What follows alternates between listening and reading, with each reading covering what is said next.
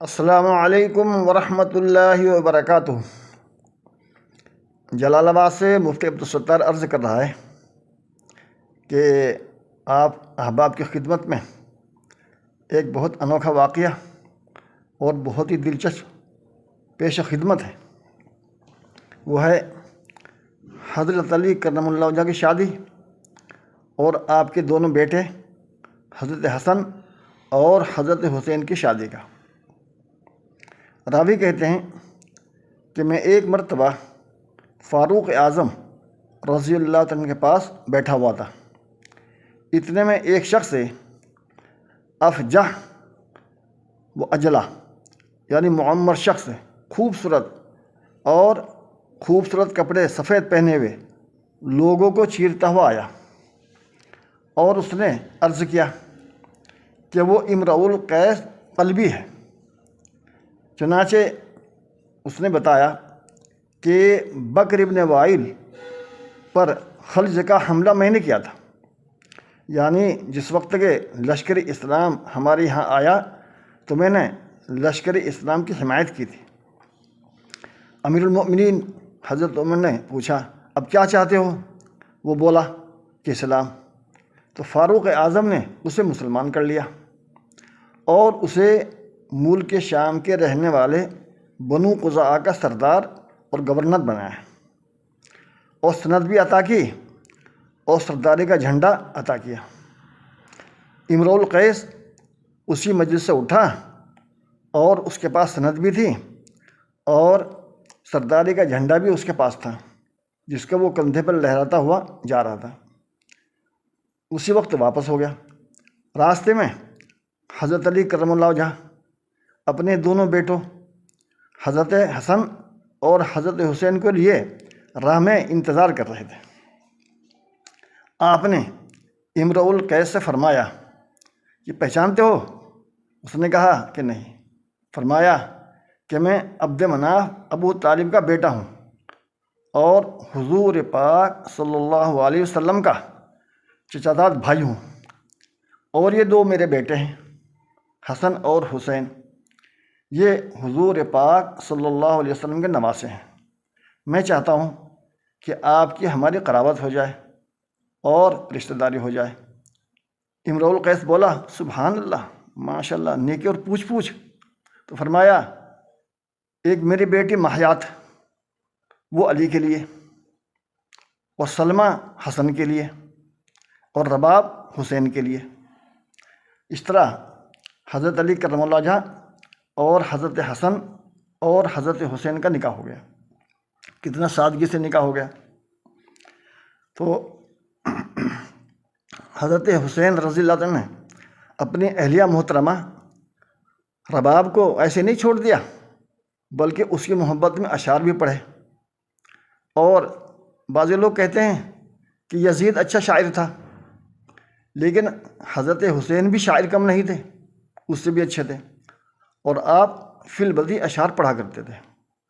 چنانچہ انہوں نے اپنی بیوی رباب اور سکینہ کی یاد میں، یعنی جو سکینہ رباب کے بطن سے پیدا ہوئی تھی، ان کے لیے کچھ اشعار فرمائے، اور یہ اشعار اس وقت فرمائے تھے جب رباب اپنی بیٹی سکینہ کو لے کر اپنے میکے گئی تھی، اور حضرت حسین ان کی یاد میں اشعار پڑھا کرتے تھے۔ وہ اشعار یہ ہیں لعمرک اننی لاحب ارضا، لعمرک اننی لاحب ارضا تحل بها سکینۃ والرباب،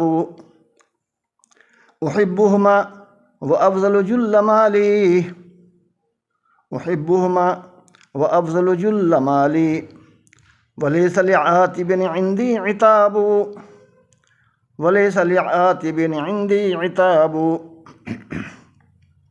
فلست لهم وإن غابوا مذيعا، فلست لهم وإن غابوا مذيعا، حياتي أو يغيبني التراب، حياتي أو يغيبني التراب، كأن الليل موصول بليل، كأن الليل موصول بليل، اذا زرت سکینۃ والرباب، اذا زرت سکینۃ والرباب۔ اشعار کا ترجمہ ملاحظہ ہو۔ فرماتے ہیں لعمرک اننی لاحب ارضا تحل بہا سکینۃ والرباب۔ سچ تو یہ ہے کہ میں اس جگہ سے الفت رکھتا ہوں جہاں میری بیٹی سکینہ اور اہلیہ محترمہ رباب رہتی ہیں۔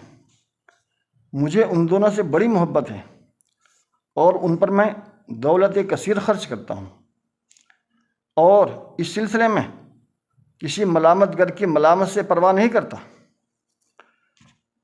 اور فرمایا گو وہ اس وقت یہاں نہیں ہے، یعنی اپنی ننیال میں گئی ہوئی ہے، پھر بھی میں ان کی غور و فکر سے اور ان کی خبر گیری سے بے خبر نہیں ہوں جب تک میں زندہ ہوں اور جب تک میں مٹی میں نہ مل جاؤں۔ اور فرمایا آخر شعر کأن اللیل موصول بلیل اذا زرت سکینۃ والرباب۔ جب سکینہ اور رباب اپنے اقارب سے ملنے گئی ہے، یعنی بیٹی اپنی ننیال میں گئی ہے اور رباب اپنے ماں باپ سے ملنے گئی ہے اپنے میکے، تو رات مجھے ایسی لمبی معلوم ہوتی ہے کہ گویا ایک رات کے بعد دوسری رات مل گئی۔ تو یہ اشعار حضرت حسین رضی اللہ عنہ نے اپنی بیوی رباب اور اپنی بیٹی سکینہ کی یاد میں فرمائے۔ اور مورخین لکھتے ہیں کہ رباب بھی جو ہے آپ پر فدا تھی، اور اس کی فدا اس طرح آپ جان سکتے ہیں کہ اس نے آخر میں اشعار کہے ہیں کہ آپ کے سہاگ کے بعد، آپ کی شہادت کے بعد، آپ کی سہاگ کے بعد اب میں کوئی سہاگ تلاش نہیں کروں گی۔ رباب نے اشعار پڑھے ان الذی کان نورا یستضاء به، ان الذی نورا، ان الذی کان نورا یستضاء به بکربلاء قتیلا غیر مدفون، ان الذی کان نورا یستضاء به بکربلاء قتیلا غیر مدفون، سبط النبی صلی اللہ علیہ وسلم جزا اللہ صالحۃ عنا وجنبت خسران الموازین، سبط النبی جزا اللہ عنا صالحۃ وجنبت خسران الموازین، قد كنت لی جبلا صعبا الوذ بک، قد كنت لی جبلا صعبا الوذ بک وكنت تصحبنا بالرحم والدین، وكنت تصحبنا بالرحم والدین، من للیتامى ومن للمساکین ومن للسائلین ومن یعنی ویاوی کل مسکین، واللہ لا ابتغی سحرا بعد سحرکم، واللہ لا ابتغی سحرا بعد سحرکم حتی اغیب بین الرمل والتین۔ ترجمہ ملاحظہ ہو۔ ان الذی کان نورا یستضاء به بکربلاء قتیلا غیر مدفون، وہ نور جو عالم کے اندر روشنی پھیلایا کرتا تھا وہ آج کربلا میں مقتول پڑا ہوا ہے، اسے کسی نے دفن بھی نہیں کیا۔ وہ نور جو کربلا میں مقتول پڑا ہوا ہے اور عالم کے اندر روشنی پھیلایا کرتا تھا اسے کسی نے دفن بھی نہیں کیا۔ اے نبی پاک صلی اللہ علیہ وسلم کے نواسے، اللہ تعالیٰ آپ کو ہماری طرف سے بہترین جزا عطا فرمائے۔ آپ میزان عمل کے خسران سے بچا لیے گئے۔ قد كنت لی جبلا صحبا الوذ بک وكنت تصحبنا بالرحم والدین، تم میرے لیے بلند پہاڑ کی چوٹی تھے جس کی پناہ میں لیا کرتی تھی، اور آپ کا برتاؤ ہمارے ساتھ رحم کا اور دین کا تھا۔ چوتھا شعر من للیتامى ومن للسائلین ومن یعنی ویاوی الیک کل مسکین، اب یتیموں کا کون ہے، اب فقیروں کا کون ہے، اب کون رہ گیا جس کے پاس ہر مسکین کو پناہ ملے گی۔ آخر شعر جو آپ نے اپنے دل کی بات کہی، واللہ لا ابتغی سحرا بعد سحرکم حتی اغیب بین الرمل والتین، کہ اب میں اس قرابت کے بعد یعنی اس سہاگ کے بعد کوئی دوسرا سہاگ پسند نہیں کروں گی۔ حالانکہ مورخین لکھتے ہیں کہ ان کو بہت سے لوگوں نے پیغام نکال دیا، لیکن انہوں نے سب کا ٹھکرا دیا۔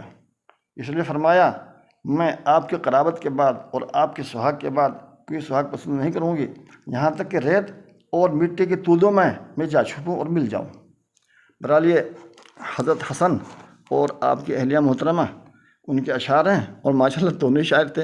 اب بس اتنا ضرور ہے کہ حضرت حسین رضی اللہ عنہ کی شہادت کہتے ہیں جمعے کے دن 10 محرم سن 60 ہجری کو ہوئی۔ اس حساب سے آپ کی عمر شریف 56 سال اور چند مہینے ہوئی۔ السلام علیکم ورحمۃ اللہ وبرکاتہ۔